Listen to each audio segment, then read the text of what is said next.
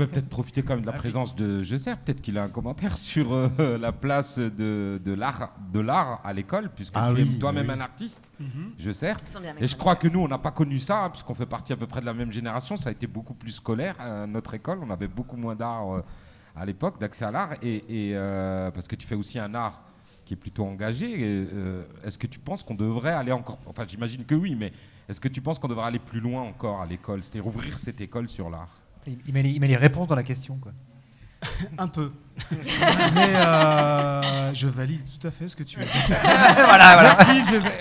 Non, on devrait peut-être faire intervenir des artistes, peut-être, et organiser des sorties pour aller voir des spectacles, des concerts, et puis peut-être en rentrant de ce spectacle ou de ce concert, travailler sur ce qu'on a vu, sur ce qu'on a entendu, dévouer le ressenti, développer des textes, etc. Je pense qu'on n'y est pas encore assez, à mon avis, à mon sens. Hein. Je pense que les gamins qui sont dans des lycées et des collèges, culturellement, pour la musique et l'art, ils vont chercher eux-mêmes où ce qu'on leur donne, ce qu'on leur offre. Souvent à la télé, c'est ce qui se servent de ça, quoi. Ils connaissent parfois que ça. Donc ça, c'est un peu dommage pour la découverte, aller vers, je sais pas moi, des concerts des artistes où le nom on ne connaît pas. On va aller voir un chanteur qu'on ne connaît pas. Waouh. Donc ça, c'est quand même très rare. On réagit souvent sur le nom, sur la notoriété, et du coup, il n'y a plus cette fameuse surprise, cette découverte. Je trouve qu'on est en manque tout simplement de découverte. Ouais, j'irais même plus loin en fait, parce que c'est intéressant, parce que ça touche à quelque chose que j'ai vécu il n'y a pas très longtemps avec une de mes clientes, parce que j'ai un magasin. Et en fait, elle a une tu veux nous donner petite fille. La Cavoudrin, Durmenac. Autopromo. En fait, si vous voulez, là, on va arriver dans la période où les collégiens ils vont faire leur stage.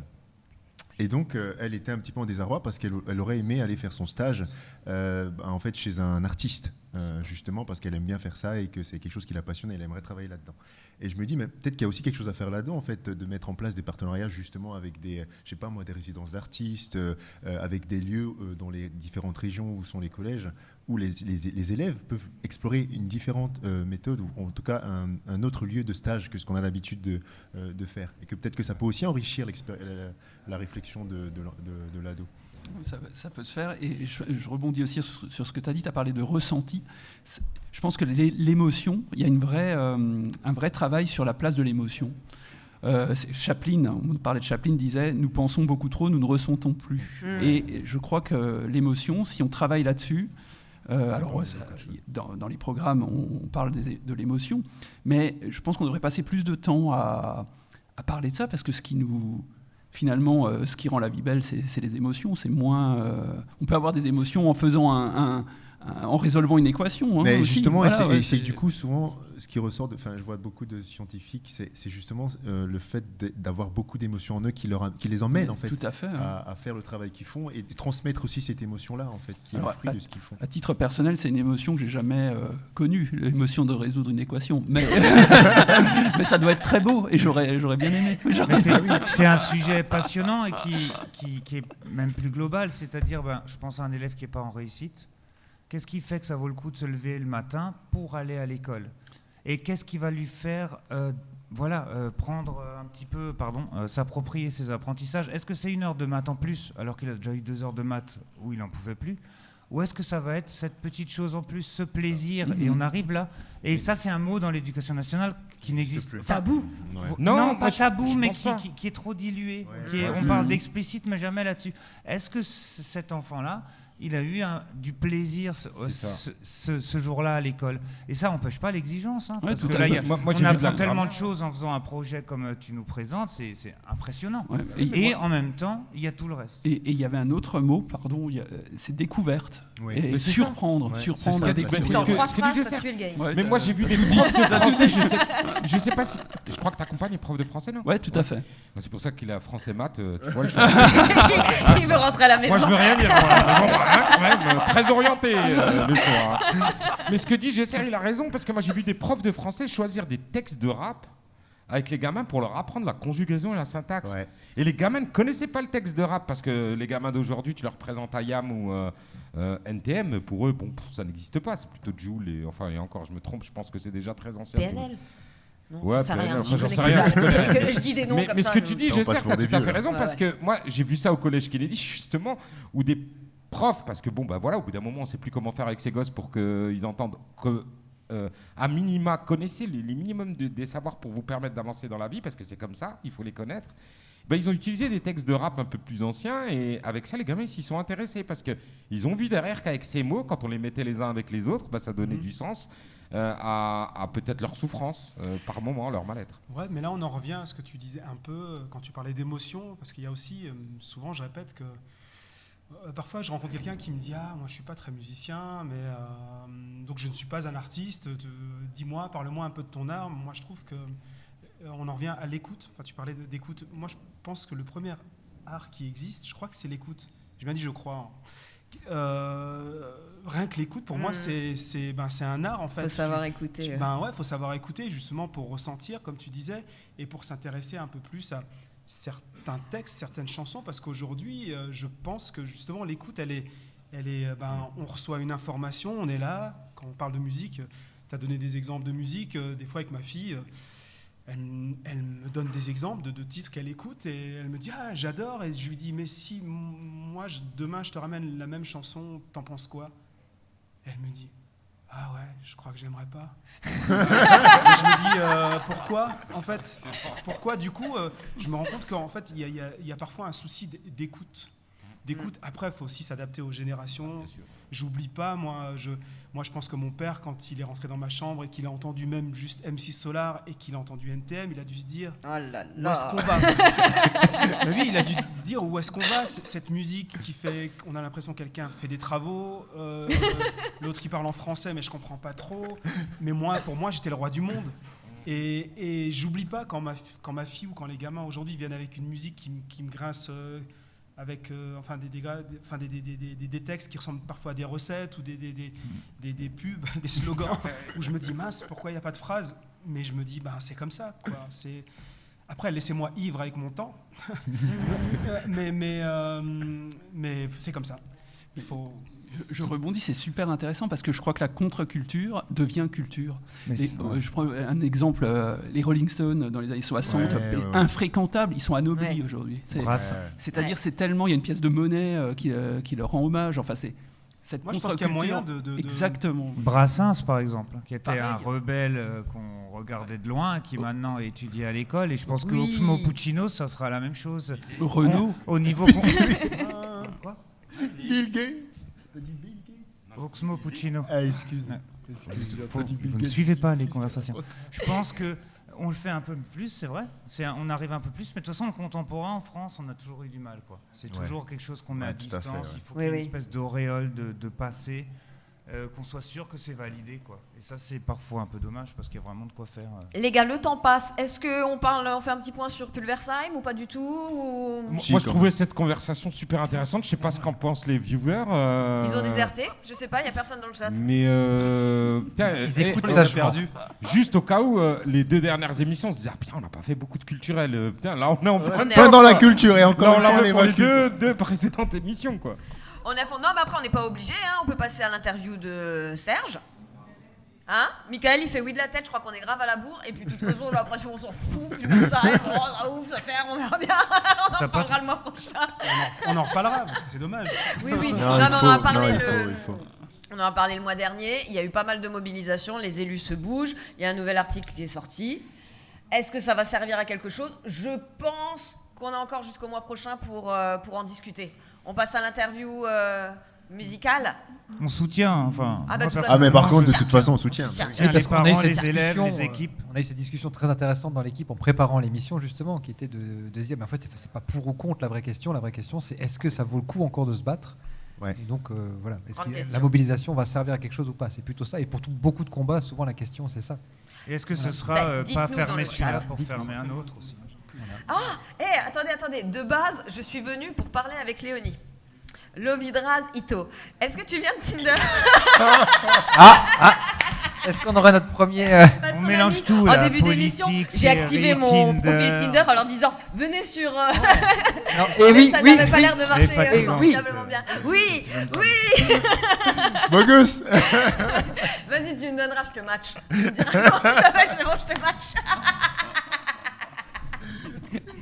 Bon, allez, merci à Kylian B qui nous a follow pendant la pause. Merci à toi. Bienvenue sur la chaîne. Nico, c'est à toi de jouer. Je te laisse finir. Hein. De quoi? J'ai fini, moi, c'est bon. Tinder, on c'est échange réglé, le numéro, tout ça, on verra. Quels sont tes hobbies? J'ai beaucoup de qualités. Mon défaut, c'est la ponctualité et le perfectionnisme. Tu vois, il a adoré ce genre de tentative, tu vois. C'est bon. Je pense lui que qui je me marie fait- avant la fin de la semaine. C'est lui qui fait des réglé. tentatives ou c'est toi? Je ne sais pas. Nico, avance. En fait, Persiste Décide vient d'inventer une nouvelle technique de drague sans le savoir. Exact. Le mois prochain, on fait les amours. Comment c'était Marjolaine? Moi, je vais Maintenant, vous on a ambiancer, Léonie. tu vas voir. Tu fais... C'était la prochaine Marjolaine et les millionnaires. Oh putain. Léonie non, et- je fais le bachelor. mais- le bachelor, Mais c'est non, moi. toi, t'es LFI, donc c'est Et je Léonie et les donnerai des smicards. roses. Quoi. Toi, fais gaffe, je te donne pas de roses. On n'entend plus rien, fini. Allez, Nico. Je sais plus où j'en Et suis. voilà, il y a un coup, le mec. J'ai perdu, ça y est. C'est bon, tu nous l'as Tout le pris. monde est Je perturbé là. préférais le temps où je bafouillais de Oh là là, ça y moi-même. est, on parle un petit peu de. Hein, on va Je parler préfère musique. parler politique, gna gna gna gna gna. Je sais pas. Relation homme-femme, il y a Non, plus non, personne. mais pour moi, ça me fait plaisir pour toi que tout se passe bien Écoute, ça va. dans ta vie. on y va. de point zéro. Ouais, ben on est super contents, merci. Hein. Moi, on se tutoie, je sais pas. Parce que je te connais, mais toi, tu me connais pas. Enfin, on s'est vu une fois dans la rue, t'as été super sympa. Mais j'étais au concert depuis longtemps. Voilà. Tu te rappelles pas Il était au troisième l'avoir rang. J'étais là, Croisé dans la rue. Troisième une rang fois. à côté de la blonde. Bah oui. J'avais adoré Tu sais, cette on s'est rencontre. parlé Juste mais à côté c'était du vraiment- trottoir, là. C'était voilà, un Mais moment- tu n'étais pas adoré. loin du passage Un moment piéton, magique. enfin, je sais pas si tu t'en Il a rappelles. Non, aimé cette c'était vers rencontre. la rue de l'Arsenal, mais ça aucun nom. Moi, je rencontrais une star, j'étais content. Je peux raconter ma vie aussi. Non Bah écoute, chacun son tour. Tant que c'est C'est encore cool. parti, vas-y. C'est cool. Voilà, première question, une petite question d'enfant. On sait Ça va être jamais, scolaire, on là. sait Ça va être jamais d'où scolaire. ça vient les rires. Petit 1. Sortez vos cahiers. Eh oui, mais parce que moi je m'attendais à un truc, tu vois pas, je pensais pas à faire la transition avec Tinder. Bon. Elle n'était pas écrite celle-là. Ouais, tout est pas écrit, heureusement. Nico tout est est dans le amoureux de spectacle. Serge, je crois. Marie, elle dit que t'es amoureux de Serge. Ouais, Cela bah, ne nous C'est regarde toujours pas. la même Marie. C'est ma sœur, toujours c'est oui. Notre seule spectatrice. C'est elle. Ouais. Et elle fait des blagues de collège, quoi. Voilà, c'est pas- Excuse-nous. Moi, je t'ai toujours défendu, Excuse-nous. mais c'est fini, là, Marie. Bah ouais, du coup... Mais pourquoi elle rigole? Allez, Mais oh, vas-y, mais fais-la, l'interview. on y va. Je zappe les deux premières questions parce que tu m'énerves. Oui, comment ça a commencé pour toi? C'était quoi le déclic? Comment tu t'es mis à la musique? Ah ok, je me disais de quoi.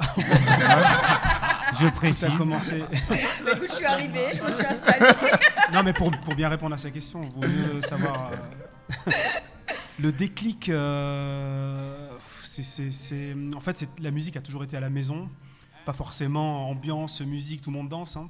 Mais mon père avait son groupe de musique, donc du coup, il avait la partie composition, il écrivait, il chantait, et puis il allait répéter. Et je l'observais souvent en train de composer avec son casque. C'était assez marrant quand on a un casque, on chante faux, mais on croit qu'on chante juste. Enfin, en général, c'est assez particulier. Et c'était assez marrant. Et dès que je pouvais, ou quand je me tenais assez correctement à la maison, à l'école, je pouvais aller à la répétition. Il répétait assez souvent. Et le déclic est venu un peu comme ça. Ça n'a pas été, tiens, je vais faire de la musique. Je ne peux pas te dire à quel moment c'est venu. C'était à la maison, donc c'était normal, en fait. Déclic assez logique. Tu confirmes que le fruit tombe rarement loin de l'arbre. Ouais, je pense que c'est la pomme dont on parle, hein, c'est ça, hein. Cette pomme. Et pour tes textes, du coup, c'est quoi tes sources d'inspiration? Parce que moi, par exemple, qui écris un peu, tu as peut-être vu mes petites chansons, bah déjà, il faut écrire rapide, concis. Et les textes de rap, ça me fascine toujours parce que c'est beaucoup de mots. Et il faut savoir les agencer, rendre ça poétique, rendre ça rythmique. Est-ce que l'inspiration, c'est important? Est-ce que tu as des petits trucs d'écriture? Comment tu procèdes? Alors l'inspiration, oui, elle est importante, super importante. Je parle pour mon cas. Alors je m'inspire d'un tas de choses, je m'inspire de rencontres, parfois c'est les autres qui me font écrire, parfois on m'invite sur une chanson à écrire quelques vers. Et ces vers m'intéressent, je les continue, j'en fais une chanson, et cette chanson je l'accapare, quoi. Une rencontre, un voyage, des sens, aussi des histoires, et puis des expériences, du vécu. Moi m'inspire, je ne suis pas quelqu'un qui invente beaucoup de choses, même s'il faut aller choper les mots et puis les assembler, mais inventer des situations ou sauter sur un fait actuel ou pour écrire et être un peu dans l'air du temps, je ne suis pas très fort pour ça. J'aimerais, pourquoi pas, mais je ne suis pas très doué. Mais justement, ça se passe comment? Tu te mets devant une feuille, tu dis allez maintenant j'écris, ou ça vient et tu dis vite il me faut un papier parce que ça vient? C'est comment? Ouais, c'est un peu, c'est surtout, moi j'écris beaucoup avec la musique, donc du coup c'est souvent la musique qui m'inspire une couleur, et j'aime bien écrire avec des images, un peu comme ton travail. J'aime bien écrire sur plusieurs plans. Je trouve que quand on regarde un film, on a la première image et c'est pour ça qu'on le regarde plusieurs fois, parce que faut regarder ce qui se passe derrière le premier plan, il se passe des choses. Moi j'aime bien écrire comme ça, j'aime bien écrire que ça ressemble pas pour que ça ne ressemble pas à une blague. C'est-à-dire qu'on écoute la chanson puis on a tout compris en une écoute. J'aime bien qu'on puisse découvrir ce qui se passe derrière les mots, derrière le sens, et puis avec le français on a l'orthographe qui nous perturbe sur le sens, le son, et puis finalement quand on lit on se rend compte que c'est pas comme ça qu'il a voulu le dire, et puis et ça j'aime bien, et du coup il y a aussi l'histoire des mots, de choper le bon mot mais aussi le bon son, et puis parfois on chope le mot intéressant mais qui va pas être compris, et donc moi j'essaie de faire un effort sur le son aussi. J'ai des chanteurs que j'écoute parfois, quand j'étais gosse j'écoutais par exemple quelqu'un comme Alain Souchon qui me fatiguait, je comprenais jamais ce qu'il racontait dans ses chansons, je trouvais ça horrible, et aujourd'hui je m'incline tellement sur cet artiste et sur ce qu'il écrit. Et Souchon, même aujourd'hui, il peut écrire, ou Souchon ou Tété par exemple, c'est un artiste aussi qui me perturbe dans son écriture, où parfois je comprends absolument rien, mais je trouve ça tellement beau. Donc je me dis, quand tu choisis un mot, même s'il est compliqué, essaie de faire un effort sur le son. Il y a de la musique étrangère, on ne comprend pas toutes les langues, mais on les aime. Les notes de musique, on ne comprend pas toutes les notes de musique, mais on les aime. Pourquoi? À cause du son. Donc souvent, j'utilise les mots comme des notes de musique. Pas forcément compréhensibles, mais agréables à l'oreille. Oula. Ça, c'était philosophique. On dirait que j'avais préparé ma réponse. Ouais, magnifique. C'est parfait. Franchement. Non, mais moi, je crois Marie, elle a raison. T'es amoureux. Quand tu as commencé à parler d'Alain Souchon, je te voyais, t'étais comme ça. Non, mais parce que Souchon, Souchon sur une forme très pop, on peut vraiment se dire, tiens, c'est une petite chanson pop. Et quand on regarde le texte, qu'on va dedans, on est vraiment sur de la rime intérieure, de la littération, des trucs vraiment poussés au niveau beaucoup formel. d'images. Beaucoup d'images. Tu vas nous le perdre, là. Et voilà. Et c'est, quand je parlais d'Oxmo Puccino avant, c'est vrai que c'est un peu fascinant parce qu'on a l'impression dans ce genre de texte que c'est logique quand on l'entend. Mais en fait, c'est quand on se dit comment on a fait pour en arriver là, c'est vraiment un boulot. Ouais, Oxmo est un bon exemple. Il est incroyable. C'est fou, et je trouve qu'il passe un peu inaperçu, quoi. On a Oxmo Puccino, et puis voilà, c'est normal. Oui, mais la Encore poésie... des questions, il est 20h45. Ouais, mais voilà, c'est pas nouveau que la poésie... Voilà. La poésie, ça marche pas, la poésie, ça intéresse pas grand monde. Mais par contre, on va faire des commémorations d'artistes anciens, de se féliciter pendant des années sur des gens qui sont plus là. Et on ne regarde pas les gens qui font en ce moment. C'est ça que je trouve dommage. On a une espèce de travail de mémoire qui est devenu obsessionnel et qui nous oblitère un peu ce qui se passe vraiment. Mais je pense que c'est de la poésie, en fait, la chanson. C'est ce que j'allais dire. Moi, Bob Dylan est chanteur et prix Nobel de littérature. Je pense que ça ne s'oppose pas, en fait. Et je pense que tu fais de la poésie. Oui. Moi, j'allais dire un truc comme ça, mais il a dit mieux que moi. Ouais, mais après, ça, c'est chacun qui sait. Moi, quand je fais une chanson, je pense vraiment pas faire de la poésie. Tu fais de la politique. La poésie, ça, c'est pour les chroniques. Et quand je fais une chanson, après, c'est personnel, mais je pense vraiment que la poésie et la chanson, c'est deux choses différentes. Parce que voilà, il y a l'aspect formel, et dans une chanson, on doit faire des choses, faire des sons, apporter quelque chose. Que la poésie n'apporte pas, et d'autres choses que le poète il va faire dans sa forme d'art à lui. La signification de la poésie, qu'est-ce que c'est? Qu'est-ce qu'on met derrière ce mot? Oui, c'est plus ça. C'est ça aussi. Le slam, c'est quoi? Oui, c'est quoi la poésie? Il y a des poètes, il y a des poésies qui se chantent, il y a des chansons qu'on peut lire sans musique, et puis il y en a d'autres où c'est pas forcément aussi facile. Ouais, parce qu'il y a des poésies qui te prennent pas. Hein. Moi, je sais qu'il y a des poésies qui me laissent. J'arrive pas à rentrer dans cette poésie-là. Donc c'est vrai que c'est hyper large. Oui, c'est là, et c'est très subjectif. Il y a des gens qui trouvent Victor Hugo, c'est de la poésie facile, alors que moi, par exemple, j'y rentre très facilement. Et j'ai jamais rien compris aux Fleurs du Mal, par exemple. Et c'est dommage, hein. Je le relis, mais... Ouais, rien à voir avec Hugo. C'est pas Victor Hugo. Non, c'est pas du tout Victor Hugo. Allez, Nico. Est-ce que tu as encore des questions? Ouais, j'en avais plein, mais on a mieux parlé que mes pauvres questions. Mais je sais pas, moi je pensais un peu à Mulhouse, comme on est tous ici autour de la table dans notre belle com. Je sais pas si toi tu es d'accord, mais qu'est-ce qui fait qu'on se sent bien à Mulhouse d'après toi? Si tu penses qu'on se sent bien à Mulhouse. Est-ce qu'on se sent bien à Mulhouse? Au niveau artistique, au niveau... Alors, moi je m'y sens bien. Je m'y sens bien et on me le rend bien, surtout artistiquement et puis même professionnellement. Enfin, je sais pas, je rase pas trop les murs. Je suis pas en train de dire que tout le monde m'aime, hein. Loin de là, mais je me sens bien.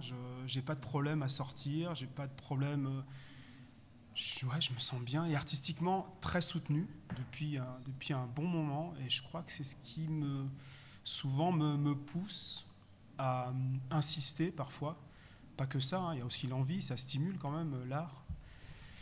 Mais au niveau musique et concert, etc., moi, Mulhouse m'a quand même bien porté. Et c'est ce qui m'a fait aussi jouer quand même à l'étranger et représenter ma petite ville. Je trouve qu'on galvaude souvent, on dit ouais, Mulhouse, c'est ci, c'est ça. Je ne suis pas de cet avis et culturellement, ça bouge. Hein. Ça bouge et c'est souvent ceux qui restent, qui ne bougent pas finalement, qui disent il se passe rien, alors qu'il se passe plein de choses. Et puis cette histoire, à un moment de pandémie, on peut pas sortir. Maintenant que c'est fini, qu'on peut sortir, mais ils sortent toujours pas. Enfin, ce truc un peu franco-français, hein. un peu. Ça me fait penser aussi à l'histoire de la plage. Il y a trop de monde sur la plage, mais alors qu'en fait, une serviette, on n'a pas besoin de. Est-ce que j'ai besoin de toute cette place? Est-ce que je sais pas, moi. Je sais plus qui disait, en hiver je vais bien, et puis en été je vais bien, en hiver je vais bien aussi. Enfin, je sais pas, faut juste trouver sa place et son nid, et je pense que ça peut aller, quoi. Et arrêter juste de râler sur ce qui, juste râler pour râler. Ouais. Je dis pas que tout va bien, hein, mais il y a des choses à changer sûrement. Mais ouais, mais je pense que artistiquement, effectivement, Mulhouse est une ville qui bouge. Mais Mulhouse, c'est pas les Mulhousiens qui en parlent mal. Mulhouse, c'est pas les Mulhousiens qui en parlent mal, parce que les Mulhousiens, au contraire. Ils aiment leur ville. Mulhouse, c'est ceux qui ne la connaissent pas, telle qu'on la connaît nous tous, qui en parlent peut-être pas d'une manière positive. Et du coup, j'aimerais lancer une proposition qui peut vous paraître complètement absurde aujourd'hui, mais on a un réalisateur et on a un chanteur. Est-ce qu'un jour, peut-être, on pourrait imaginer des gamins de collège écrire un film sur Mulhouse et son histoire, avec la BO de Je Sers? Très bonne idée. Produire par Abdel, c'est ça? C'est produit. J'y connais strictement rien, ni en musique, ni en ciné. Pourtant, j'ai travaillé pendant idées. Longtemps. Non, c'est une bonne idée. C'est pas grave, la production, c'est juste le chèque. C'est ça, c'est le chèque, c'est bon. Mais ça aussi, je maîtrise pas trop. Après, c'est un peu compliqué. Dans ce que tu dis, il y a quand même le fait que cette mauvaise image de Mulhouse, quand on dit comme moi, je viens pas de Mulhouse, je vais y habiter. C'est un déclassement un peu pour les gens. Toi, tu viens du Songo, tu habites le quartier Franklin. 20h30. Je vais travailler à Mulhouse. Désolé, hein, ah bon, mais tu peux choisir. Voilà, bah oui, je vais travailler à Mulhouse. Et du coup, ça infuse un peu dans l'esprit des gens qui se sentent parfois un peu mulhousiens, c'est pas bien, quoi. Je te coupe. Il faut qu'on avance. Alors Serge, il peut pas. Les blagues homophobes, tu les gardes, mais quand on discute, du coup. Si c'est drôle. Ah bon, oui. Non, là c'était long. Ouais, parce que j'avais une proposition. Donc Serge, il peut pas chanter. Alors on a des extraits. Ou alors, si vous voulez, moi je peux chanter l'imiter mon gars. J'ai aucun problème. Les extraits, s'il te plaît. Les extraits. Vite avant qu'elle s'enflamme, les extraits. Non, Léonie chante.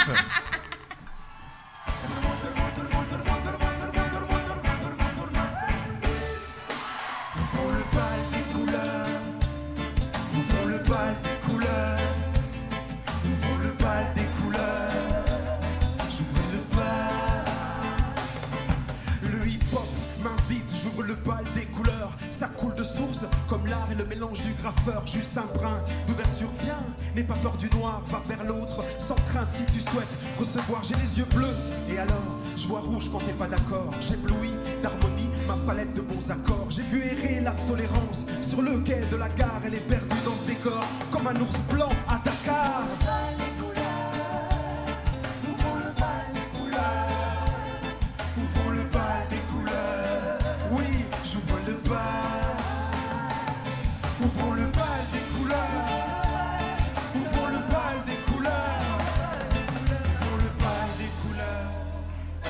J'ai peur de la paix, car je déteste la guerre. Je suis tout sauf un soldat et on veut me faire la guerre. J'ai une mare de larmes qui coule sur l'arme en main. Je vais pas me battre, marâtre, mais juste me défendre avec mon sourire aux lèvres. Même si mon cœur fait grève, j'ai la force des proches et celle des reproches. J'ai vécu un tsunami en Alsace où y a pas de mer, alors je lâche l'encre avec un sang d'encre amer. Alors je m'envole, cap vers les pôles, trop le mal des mères, des femelles, des pères. Où est passée la confiance? J'ai perdu son sens, l'orthographe, les chiffres des lettres, illisibles, éphémères comme l'autographe. Oui, c'est moi, je sers plus mais par la boule. Avec ma grippe aviaire, je contamine des foules de poules. J'ai de l'amour à revendre comme loup, comme vous. Mais aujourd'hui, ce qui manque, c'est mon petit bout. Je dois envie d'amour et d'autres vies. Je garde, on triche, on part, on trahit. Je dame, c'est dans l'échec que tu finis les règles du jeu. Je dois. Attention, c'est fragile ça. La classe. J'avoue, on aurait kiffé en live. Hein. Bah ouais, carrément. Ouais. Ah, on t'aurait fait une petite scène. Juste. Tu reviendras. C'est que partie remise, c'est ce que j'allais dire. Ouais. Non, mais on va revenir. Ah non, mais là, il faut venir là maintenant. Oui, même en petit comité, mais on reviendra. Michael, tu peux mettre la photo du 17 ? Oui, je te fais ça tout de suite. Et pendant qu'on y est, on fait un petit peu de promo. J'ai un magnifique t-shirt. Et on a d'autres photos. Et puis toi, tu as un magnifique sweatshirt. C'est vrai. Tu nous en parles un peu ? Oui, vite fait, parce qu'apparemment, c'est quand même speed. Oui, pour on Nico. n'est pas à la minute. Hein. Oui, c'est l'hôpital qui se fout de la charité quand même. Pardon ? Discrimination, mais positive, Nico. Voilà. Non, mais Nico, il parle beaucoup parlé. Moins que. Allez, arrêtez-vous. C'est intéressant tout ce qu'il dit Nico. Il est très je trouve. Merci. Mais bon, pour essayer de faire un résumé très court sur le t-shirt que tu portes, c'était le nom d'un album. Enfin, c'est le nom d'un album qui est sorti en 2011, un truc comme ça, qui portait ce nom-là. J'aimerais qu'on s'aime. Cet album d'un message, c'est devenu un album. Après un titre, un album. Aujourd'hui, c'est devenu une marque que j'ai déposée, un message. Après, je suis pas dans du stylisme. Hein, c'est juste que ce message a vraiment fonctionné. Ces vêtements, beaucoup de gens ont voulu les acheter après les concerts et c'est resté. L'album n'existe plus, entre parenthèses, mais ce slogan, je ne sais pas si on peut appeler ça comme ça, mais en tout cas, cette phrase est restée et du coup, j'ai déposé la marque et voilà, je développe ça un peu plus. Et là, aujourd'hui, c'est abrégé aussi, un peu plus urbain. J'aimerais qu'on s'aime, parce que tout le monde n'a peut-être pas envie d'avoir cette phrase sur le torse. J'aimerais qu'on s'aime. Mais au moins, on l'a abrégé. Et voilà un peu l'histoire et ça m'éclate un peu. Et puis les gens jouent le jeu, prennent des photos et je pense qu'on en a un peu besoin. Après, c'est pas forcément j'aimerais qu'on s'aime tous d'amour, parce que je pense que c'est pas possible. Mais moi, je l'ai vraiment pris. J'aimerais qu'on s'aime, et avec Persiste ici. Voilà, c'est ça. On s'aime des projets et puis et je crois qu'il y en a plein autour de la table. Donc c'est surtout, j'aimerais qu'on s'aime nos projets, nos envies ensemble ou même individuellement. On les achète où ? Mais semons. Alors, il n'y a pas de clic, CB, etc. sur Internet. Tu m'envoies un message, on se rencontre, on se donne rendez-vous sur un parking, tu viens chez moi, je te le donne. J'avoue. À l'ancienne. J'avoue, moi, c'était le parking de Poulaillon. Donc, elle a fait de la pub pour Poulaillon. Non, mais ça, c'est du commerce. Wow. Après, c'est pratique, c'est vrai, Internet, il y a moins de discussions, d'histoires d'argent, tout ça, mais j'aimerais qu'on s'aime, c'est un peu ça aussi. Parfois, je remets un paquet à quelqu'un qui habite dans un village, je lui donne une adresse, il va le déposer à quelqu'un qu'il ne connaît pas. Ils finissent par se parler, à boire un café. Enfin, le lien social. Ouais, j'aime bien. C'était pas voulu à la base, mais ça s'est fait comme ça, assez naturellement. Puis on rencontre des gens vraiment intéressants. Et moi, j'aime bien, ça m'éclate. C'est génial. En tout cas, moi, j'adore. J'ai craqué. C'était quand ? Au concert d'Ayam, où quelqu'un avait le t-shirt. J'ai dit, je le veux. Et je crois dans la semaine. Tu savais pas que j'étais à côté, que c'était. Non, voilà. J'ai dit, il est trop bien. Il y a une copine, une amie, voilà. J'ai dit, j'adore ton t-shirt, je veux le même, il est trop bien. Elle m'a dit, oh, mais il existe en d'autres couleurs. J'ai dit, ah oui, et elle m'a dit, c'est lui qui l'a fait. Quoi, c'est lui. Combien? C'est cool, ça fait réagir. Et grâce à ça, on n'a pas eu droit à ton débardeur blanc ce soir. C'est ça. Et Christian, il va râler parce que Christian, il veut que je m'habille en clair. Il dit, ça vous va tellement bien le clair, ne mettez pas le foncé. Bah si, ça te va bien. Franchement, j'aimerais qu'on s'aime, ça va bien. Ouais, mais Christian, on a remarqué qu'il tapait souvent à côté de la plaque.